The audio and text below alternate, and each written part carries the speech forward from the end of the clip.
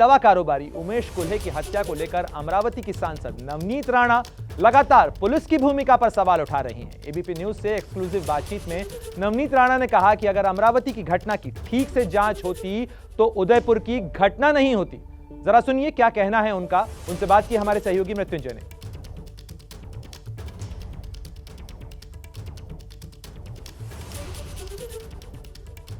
अमरावती में एक दिल दहला देने वाली घटना सामने आई। उमेश कोल्हे, जिन्होंने नुपुर शर्मा के समर्थन में सिर्फ एक पोस्ट शेयर किया और उनको मौत के घाट उतार दिया गया। इस पूरी घटना पर बात करने के लिए हमारे साथ अमरावती की सांसद नवनीत राणा जी हैं। नवनीत जी, एक बेहद दुखद घटना और बेहद चौंकाने वाली घटना, और एक व्यापारी को इस प्रकार से दिन दहाड़े गला काट कर हत्या कर दी जाती है।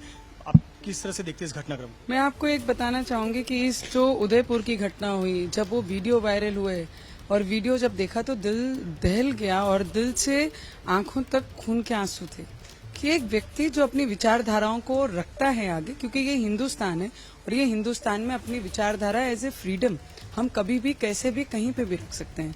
और मुझे लगता है वो गरीब व्यक्ति को इस तरीके से मारा और उसके बाद इमीडिएट ये अमरावती में होता है।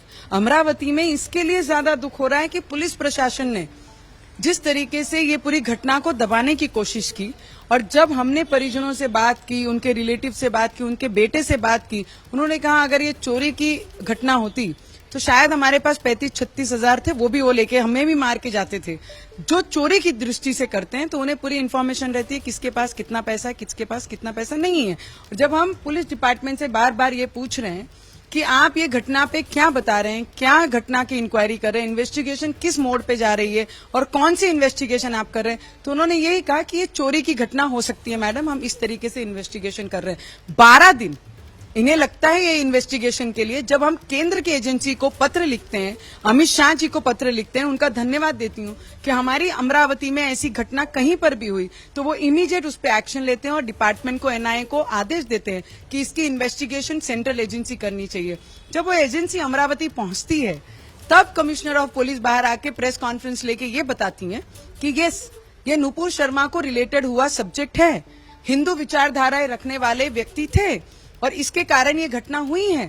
तो 12 दिन ये डिपार्टमेंट क्या कर रहा था, किसके प्रेशर में काम कर रहा था? जब ये घटना हुई तब यहाँ कांग्रेस की सरकार थी और कांग्रेस के ही गार्जियन मिनिस्टर हमारे डिस्ट्रिक्ट में थे, उनके प्रेशर में ये काम करे। तो बहुत दुख लगता है कि एक आधा डिपार्टमेंट जब जिसके ऊपर न्याय की पूरी अपेक्षा रहती है वो होता है पुलिस डिपार्टमेंट, कि अगर कोई घटना होती है, किसकी जान जाती है, कोई भी इंसिडेंट होता है तो उसको न्याय देने का काम ये डिपार्टमेंट का होता है। अगर डिपार्टमेंट पॉलिटिकल प्रेशर में काम करती है तो मुझे लगता है फिर देश में न्याय और व्यवस्था रहेगी नहीं। एक तरफ ये समझ में आ रहा है अब तक की जांच में कि पहले भी कोशिश की गई थी उनको हत्या करने की और तीसरी बार में उनको कामयाबी मिली, और वहीं सरकार इस पर कोई सक्रियता नहीं दिखाई थी। सरकार यहाँ पर अपने सरकार बचाने की फिराक में लगी हुई थी, इंसान की जान बचाने की फिराक में नहीं थी, कोई सक्रियता नहीं दिखी। मैं वही कह रही हूँ, जिसके मुखिया घर से 2.5 साल निकले ही नहीं हो, उनसे हमें कोई एक्सपेक्टेशन ही नहीं थी, उनसे कोई उम्मीद ही नहीं थी। जो 2.5 साल मेरे ना किसानों के दरवाजे पे गया, ना ही बेरोजगारों के यहाँ गया, ना ही कितनी समस्या मेरे महाराष्ट्र में उनकी कभी विचार पूछ नहीं की, तो ये घटना की भी फिक्र उन्हें कभी नहीं थी। मुझे लगता है उन्होंने तो ये प्रकरण दबाने के लिए आदेश दिए होंगे, और जो गार्जियन मिनिस्टर जिस तरीके से प्रकरण को दबा रही थी, और आज पहली बार देश में हिंदू विचारधाराओं को लेकर सरकार जाती है, ये देश में पहली बार हुआ है, और उसी विचारधाराओं को बचाने के लिए ये घटना को दबाया गया कि अगर उस समय ये प्रेजेंट हो जाता कि ये विचारधाराओं के वजह से इसका मर्डर हुआ है और इन्वेस्टिगेशन ये कर नहीं रहे तो और बदनामी इनकी होगी, करके सरकार ने इस घटना को दबाया। पर हम जब से लगे और हमने एनआईए को डिमांड की, तब जाके अमित शाह जी ने इसकी इन्वेस्टिगेशन सेंट्रल एजेंसी से लगाई, और हम अभी ये डिमांड कर रहे हैं कि इन्वेस्टिगेशन के साथ ये घटना का इन्वेस्टिगेशन तो होना चाहिए, पर ये घटना को दबाने का काम जो सीपी कमिश्नर ऑफ पुलिस ने किया है उसके ऊपर भी इन्वेस्टिगेशन होनी चाहिए। घटना जिन्होंने की वो तो गुनहगार हैं, पर जिस घटना को दबाने का काम जो किया वो डिपार्टमेंट और पुलिस अधिकारी सीपी कमिश्नर ऑफ पुलिस के ऊपर भी होनी चाहिए, वो भी मांग हमने की है। अगर ये घटना उसी दिन रोक दी गई होती 21 तारीख को, या सक्रियता पुलिस ने दिखाई होती, तो उसके बाद शायद कन्हैया वाला प्रकरण नहीं होता, उदयपुर वाली घटना नहीं होती, क्योंकि ऐसे लोग जो पोस्ट शेयर किए हुए शायद उन्हें सुरक्षा मिल जाती, गंभीरता से अन्य राज्यों की पुलिस भी लेती। मुझे लगता है राज्य की पुलिस 2.5 सालों में तो कभी सीरियस नहीं थी, पर अब हमारी पूरी उम्मीद है कि हमारे महाराष्ट्र में ऐसा कुछ होने से पहले हम इतने अलर्ट रहेंगे और हमारे मुख्यमंत्री और उप मुख्यमंत्री जी इतने एक्टिव हैं कि एट दैट पॉइंट जब उन्होंने शपथ ली, स्वेरिंग करी, उसी वक्त से वो एक्टिव हो गए, अपने काम को दिखाया और पूरा विश्वास है आने वाले समय में हमारे महाराष्ट्र में जो भी व्यक्ति और किसी के साथ में अन्याय नहीं होगा, सभी को न्याय मिलेगा। एक आज के घटना पर सवाल है, महाराष्ट्र विकास आघाड़ी और भाजपा और एकनाथ शिंदे गुट में आज पहली लड़ाई हुई बहुमत परीक्षण एक तरह से अध्यक्ष चुनाव को लेकर, तो उसमें अध्यक्ष चुनाव राहुल नार्वेकर बन गए। किस प्रकार से देखती हैं आज जो वोटिंग हुई, 164 वोट राहुल नार्वेकर को मिले, एमवीए को 107 मिले हैं, तो पहला झटका तो एमवीए को लगा आज।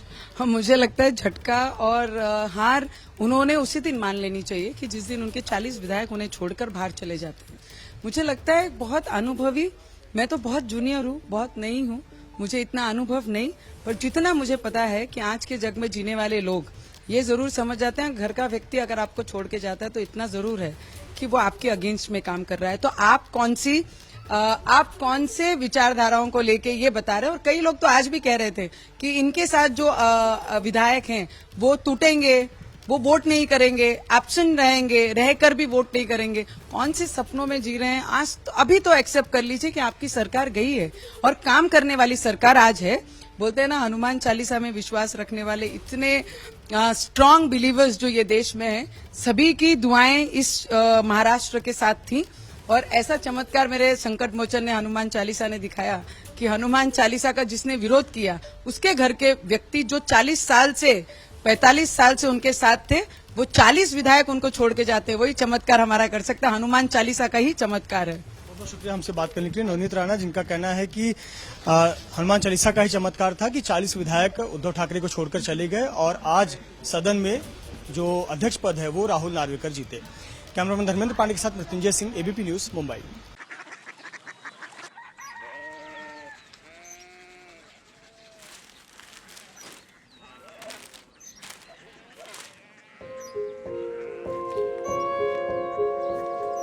बाबा बाबा कोरिया सिटी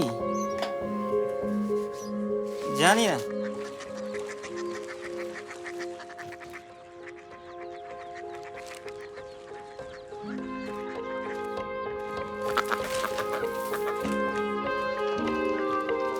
कोरिया सिटी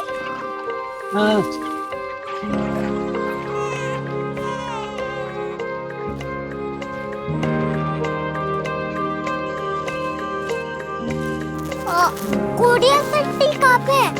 शहर अंग्रेजी लगे हैं।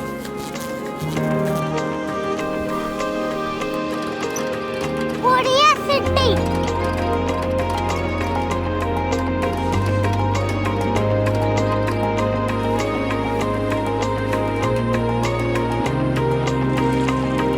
वो बहुत दूर है।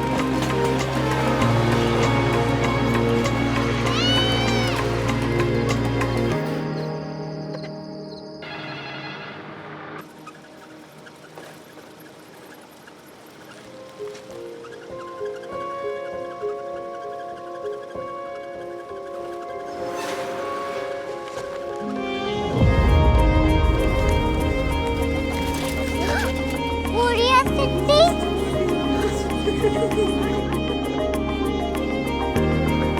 दुनिया को बोलना नहीं। कुछ लोग बड़े होते हैं। कोरिया सिटी कहाँ है? प्रोफेसर साहब को पता होगा। हो, ये छोटा वाला ग्लोब लगता है और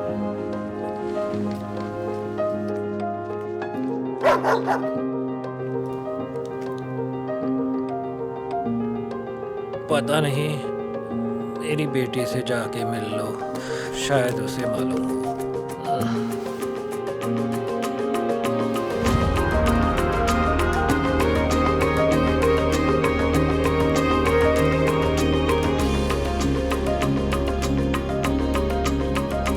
हाय,